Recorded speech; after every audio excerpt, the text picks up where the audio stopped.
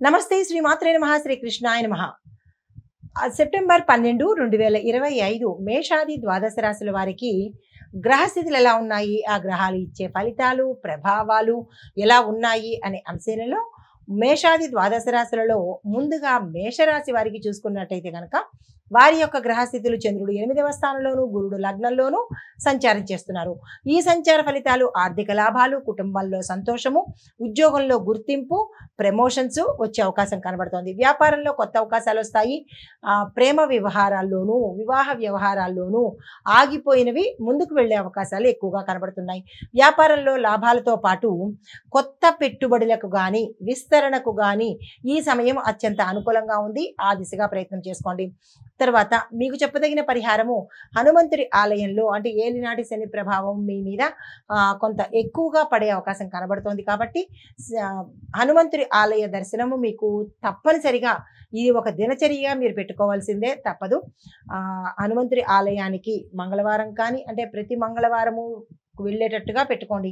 కుదరలేదు అనుకుంటే ప్రతి శనివారము వెళ్ళేటట్టుగా పెట్టుకోండి. లేదు అంటే కనుక నేను చెప్పిన పరిహారాలలో ఏ రోజు హనుమంతుడి ఆలయ దర్శనం చేసుకోమంటామో ఆ రోజు చేసుకునే ప్రయత్నం చేసుకోండి. బట్ హనుమంతుడిని మాత్రము వదలకండి. ఎందుకు అంటే ఆయనే శని భగవానుడి యొక్క తీవ్రతను తగ్గించే దైవం అన్నమాట. అయితే హనుమంతుడి ఆలయానికి వెళ్ళి అక్కడ వడపప్పు బెల్లాన్ని సమర్పించి 3 సార్లు హనుమాన్ చాలీసాని కనుక అక్కడ పఠించినట్టయితే మంచి ఫలితాలు పొందొచ్చు. లేదు మాకు అంత అవకాశం లేదు, టైము ఉండదు అని అనుకుంటే కనుక ఓం హం హనుమతే నమః అనే ఈ మంత్రాన్ని 108 సార్లు తప్పనిసరిగా పఠించవలసిందే. దానిలో అయితే మాత్రం డిస్కౌంట్ లేదు. తదుపరి రాశి వృషభ రాశి. ఈ రాశి వారి యొక్క గ్రహస్థితులు చంద్రుడు 7వ స్థానంలోను, శని భగవానుడు 10వ స్థానంలోను సంచారం చేస్తున్నారు. ఈ సంచార ఫలితాలు సోదరుల యొక్క సహాయ సహకారాలు సమయానికి అందుబాటులో ఉంటుంది. మిత్రులు కూడా మీకు గతంలో వద్దు అని అనుకున్న వాళ్ళు ఇప్పుడు మిత్రులు మీకు దగ్గరకు వచ్చి హెల్ప్ చేసేటట్టుగా గోచరిస్తోంది. చిన్న చిన్న యాత్రలు శుభకరంగా ఉంటుంది. వ్యాపారంలో లాభాలు వచ్చేటట్టుగా కనబడుతోంది. అయితే కుటుంబ పరంగా చూసినట్టయితే కనుక కొంత ఇబ్బందికరమైన వాతావరణం కుటుంబంలో గోచరిస్తోంది. ఈ విషయంలో జాగ్రత్తలు తీసుకోండి. అనారోగ్య సూచనలు చాలా ఎక్కువ కనబడుతున్నాయి. ఈ విషయంలో జాగ్రత్తలు తీసుకోండి. పరిహారంగా ఈరోజు శివాలయంలో మీ పేరిట శివుడికి బిల్వదళాలతోనూ పాలతోనూ అభిషేకం చేయించుకున్నట్టయితే మంచి ఫలితాలు పొందుతారు. తదుపరి రాశి మిథున రాశి. ఈ రాశి వారి గ్రహస్థితులు చంద్రుడు 6వ స్థానంలోను, బుధుడు 4వ స్థానంలోను సంచారం చేస్తున్నారు.